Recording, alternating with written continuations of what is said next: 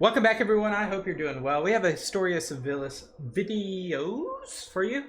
This is going to be the NATO series all together. There's 4 NATO videos on Historia Civilis. The first one is what is NATO? Then we have some subsequent videos to watch alongside that. Some of these videos were created in 2014, but NATO's been around for longer than 2014. So the principles of this video will stand consistent. However, there might be some things like members of NATO that have changed. Let's jump right into it, guys. What is NATO?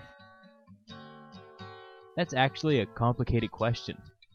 The simplistic answer is that it's a defensive military alliance. A more complicated one is that it's the cornerstone of American power projection. If you want to get even more complicated, you could say that it's a determining factor in deciding what we politically and culturally think of as the West. That is 100% true. Besides the West, there's a lot of countries that we could consider the West that's not in NATO. There's a lot of countries in this graph on the right that are now part of NATO. But overall, yeah.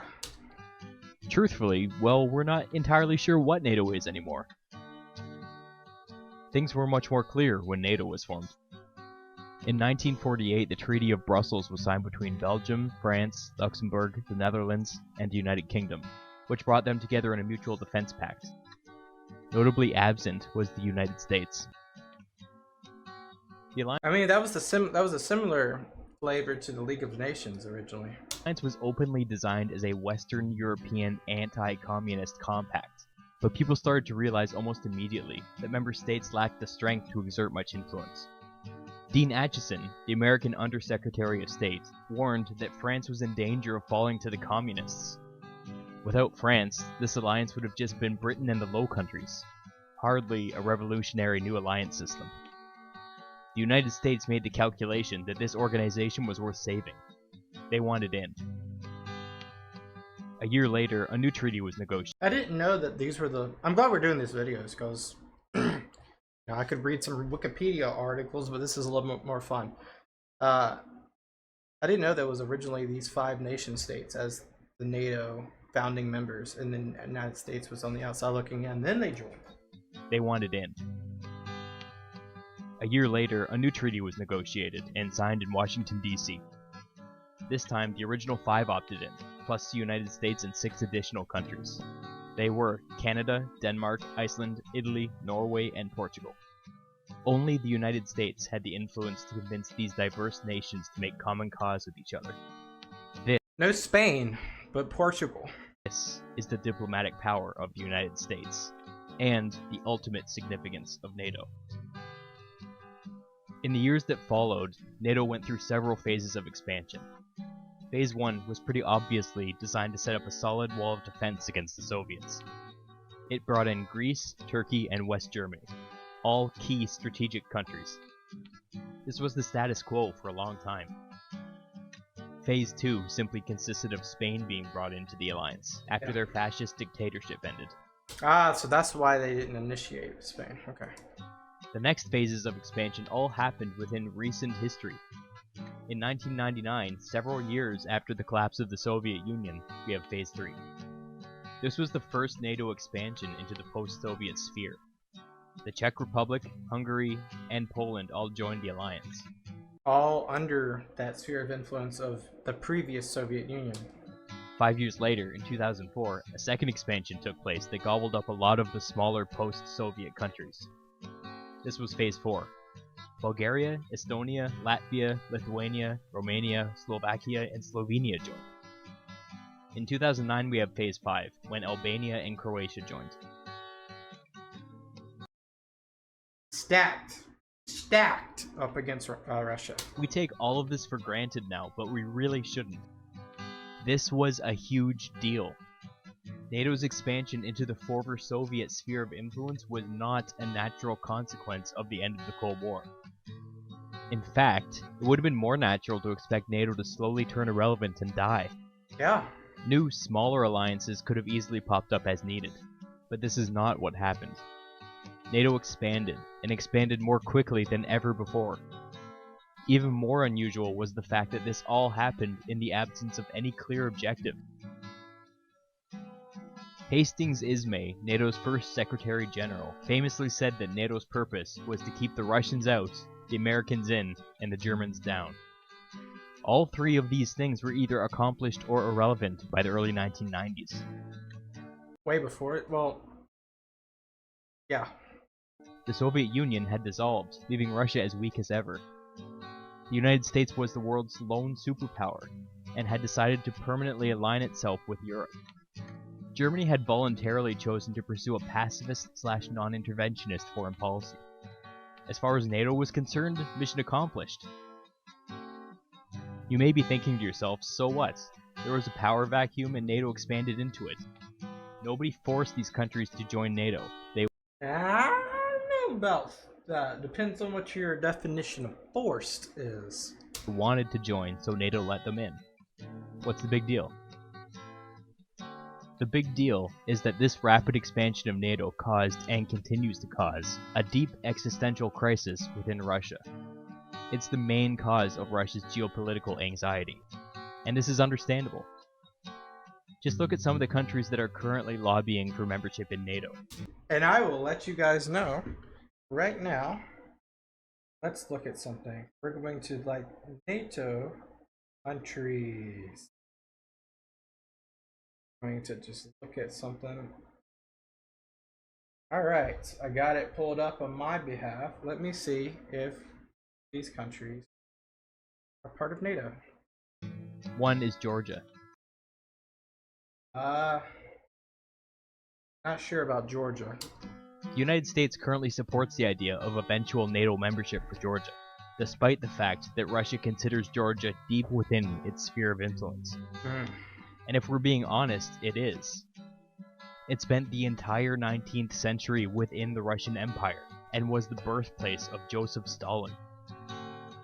Russia fought a brief war with Georgia in 2008 in an attempt to scare NATO away, peeling off some breakaway republics in the process. Sorry, I'm just looking at this. I want to be correct. Okay. And this was moderately successful. NATO backed away for a number of years. But now NATO is back, and it is presently needling Russia by offering Georgia a slow pathway towards eventual NATO membership, which Russia finds totally unacceptable. Another country that has been periodically toying with NATO membership is Ukraine. Oh, too soon. Too soon. Yeah. They might go to war about that. Maybe it's not about that, but they might go to war. In 2008, Ukraine coordinated their bid for NATO membership with Georgia. After Georgia got invaded, NATO's enthusiasm towards Ukraine cooled. Ukraine officially dropped their bid for membership in 2010, but their application had been dead in the water for long before that. The Americans, the French, and the Germans had all unofficially killed it around the time of the Georgian invasion. Ukraine is arguably even deeper within the Russian sphere of influence than Georgia is. Yeah, Kiev and Rus, Kiev, all that. They're separate. They are separate. In fact, for much of their early history, Russia and Ukraine were indistinguishable from each other. Many Russians still mistakenly see Ukraine as part of Russia's geopolitical core. This is why many of them find it inconceivable that Ukraine would willingly align itself with the West. As a direct result of the Russian invasion, Ukraine has officially restarted their bid for membership in NATO. This is a weird little catch-22, because this is exactly the kind of thing that Russia was hoping to prevent by moving into Ukraine in the first place. Frankly, nobody really knows what's going to happen next. What we do know is that NATO will be acting with a renewed focus and a renewed vigor over the next several years. So it's best to start wrapping our heads around what kind of institution it is, and what it can turn into. Alright, we're going to just jump right into the next one. How does NATO work? Article 5 of the North Atlantic Treaty is undoubtedly its most important feature. It's the one that says that an attack against one member state is an attack against all, and promotes the right for each nation to exercise something called collective self-defense. Even though NATO was a massive alliance all the way back to its foundation in 1949, Article 5 has only been invoked once, in response to the terrorist attacks on September 11, 2001. Incidentally, that operation just ended after 13 years. Yeah. Just like I said, this was like around 2014 this was created. December 28, 2014. Yeah. Within the political infrastructure of NATO, two individuals govern the alliance. US. First is the Secretary General. Oh, my bad. Individuals, not individual states. Who is the person that the public would most associate with NATO. He is their chief bureaucrat, diplomat, and politician. He leads the North Atlantic Council, which is NATO's official decision-making body. By custom, and probably by secret agreement, the Secretary General has always been European. The current one happens to be from Norway. The reasoning behind... I mean, it makes sense that they would be European. There's, like, out of the NATO alliance, 95% are European nations. So you don't want to stack the odds too favorably in the United States' way. This is well thought out. NATO's chief challenge is wrangling diverse states across Europe and trying to build a consensus or formulate a long-term vision. It would not do to have an American come across the ocean, only to insert themselves into European politics. Better to have a veteran European politician do it. 100%. The current Secretary General happens to be an ex-Prime Minister, which is perfect. The military arm of NATO is run by a different individual. This person's called the Supreme Allied Commander Europe. Like the Secretary General, this position is relegated to one geographic region. This person is always American. And I think that we can all guess why. Military? The actual position of Supreme Allied Commander in Europe is really interesting. Unlike the Secretary General, this person is answerable to both the North Atlantic Council and also the President of the United States. He has two jobs. He is equally NATO's top commander and a regional commander within the American military hierarchy. He is in charge of the United States' European Command, which places him in command of all American troops in Europe. All the bases in Europe, too.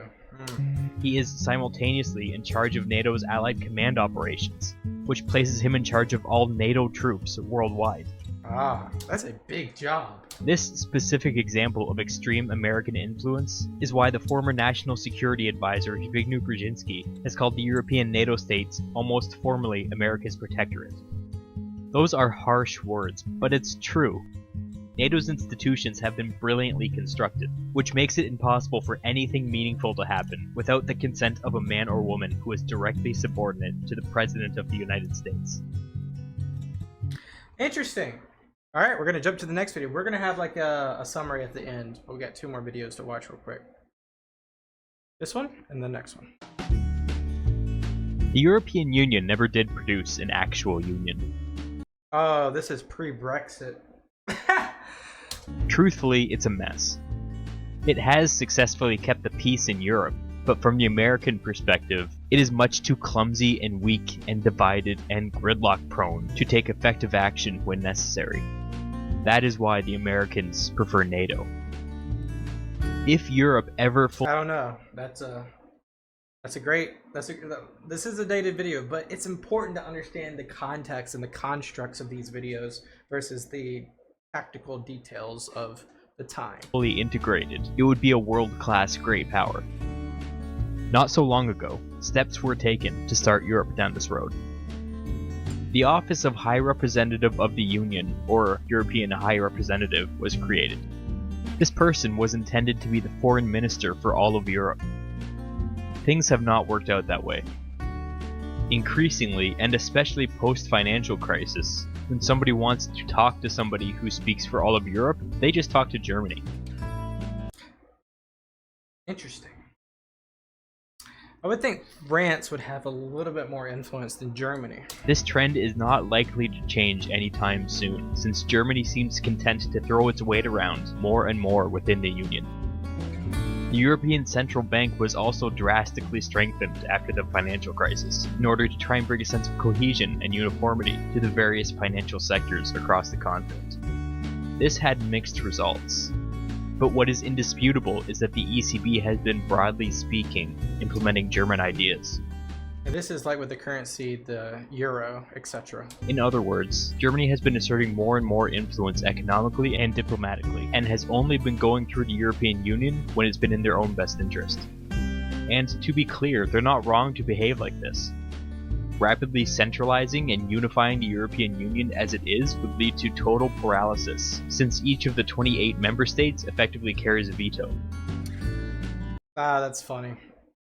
I think this is, like I said, I think this is before Brexit, so that's a very funny premonition there. If it isn't, if it is after Brexit, whatever. But as NATO stands today, the only veto power lays with the Americans, as I discussed in the last NATO video. To be fair, America does hold a huge weight in the military side here. Interestingly, the Americans are okay with Germany stepping up and taking a more active role in Europe, but they wish that they also did so militarily, through the existing NATO apparatus. The Germans essentially have no interest in this. Having been deliberately pacifist since 1945, they rarely participate in NATO operations, and honestly have very little interest in anything happening outside of Europe. In 2025, that's a different story though. Time will tell if that trend holds. No, it doesn't. All right, let's jump in our last EU video, or NATO video. Will NATO keep expanding? Now, as of right now, we're gonna talk. The original members in 1949, like the actual NATO treaty with the United States, are Belgium, Canada, Denmark, France. I'm not gonna number them. Belgium, Canada, Denmark, France, Iceland, Italy, Luxembourg, the Netherlands, Norway, Portugal, the United Kingdom, and the United States. The expanded countries, remember this video is from like 2014 or 15, one of the two, so it's not going to talk about all of them, but the expanded countries are the before mentioned Greece, Turkey, West Germany, then Germany, Spain, Poland, and then here comes the Soviet sphere of influence, Bulgaria, Estonia, Latvia, Lithuania, Romania, Slovakia, Slovenia, Albania, Croatia, Montenegro, North Macedonia, Finland, and Sweden. The four main countries that came after this video was Montenegro in 2017, North Macedonia in 2020, and then Finland and Sweden in 2023 and 2024. So I think there's 32. There might be less than 32. But yeah.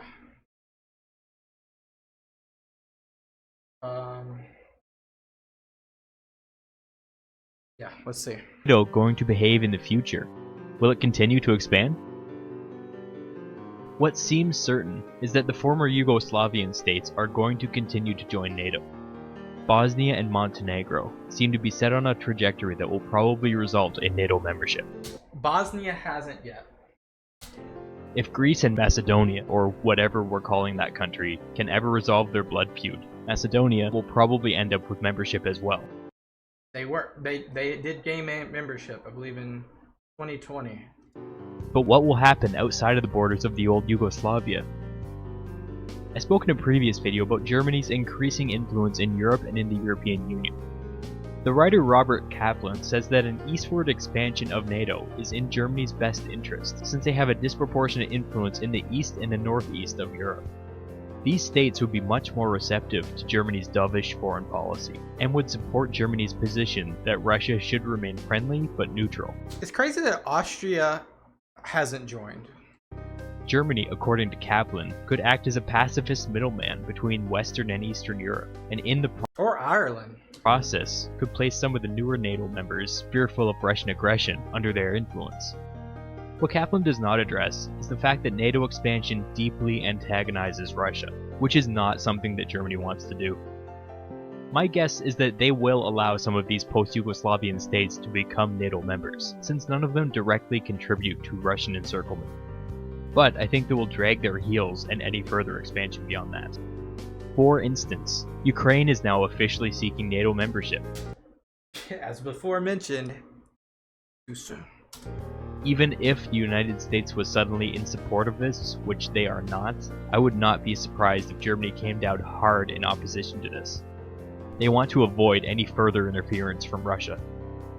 Remember that Germany's highest geopolitical priority is to place itself as Europe's top economic power, and to protect that position by throwing its weight around politically. And I think that's currently true. Within Europe. Any issues with Russia, in Ukraine, or elsewhere doesn't do anything to further that goal, and Germany is actively looking to avoid any such distractions. Germany is already the loudest European voice calling for moderation in dealing with Russia, but so far they Now it's really like France. have not been very successful. Their neighbor, Poland, in response to the Russian invasion of Ukraine, successfully pushed for a 2,000-man rapid response base to be placed within its borders.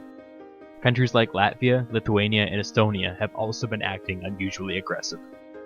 For the time being, Germany has not become the political center of gravity in Eastern Europe. NATO still occupies that space. This is where we'll end it. This is where we'll have some word vomit, some analysis. So NATO. Now, I myself am no NATO historian. This video is more or less to learn me a thing or two about NATO, which really got a kick once the United States and other founding states really initiated it around 1949, and then a slow progression of growth, whether it be from Spain or the Mediterranean states, and now the Scandinavian states have joined. Where do I see this going? I mean, we've already seen Trump kind of back away from NATO, whether it be wordplay or leverage. We don't really know. Ukraine is in a huge war with the Soviet Union. Might as well be with Russia. I'm not sure who knows what Putin really wants. Belarus might as well be annexed at this point. That's the state, of course, above Ukraine. We know that Finland, which is the closest country to, besides Estonia, to Russia, those two are definitely NATO, and there is an aggressive defensive measure happening on Lithuania, Latvia, and Estonia, as well as Poland. But we don't know where this goes. We don't know where the resolve of the Ukraine war is. We do not know. I don't think the Azerbaijan, Georgia, Armenia side is ever going to get status. Honestly, NATO should die. In my opinion, I think NATO should die, and it should be more about the EU, but also it should be more about a collective global alliance at the same time. So, I don't know. Maybe the NATO should stay, but it really seems to piss off Russia. So, why do we have NATO? It seems that post-1991 NATO, it doesn't make sense. It doesn't make sense. Or does it make sense? I don't know. Time will tell. Don't take anything I say for fact. I'm just a regular guy spewing commentation on a video that I watched that was posted in 2015.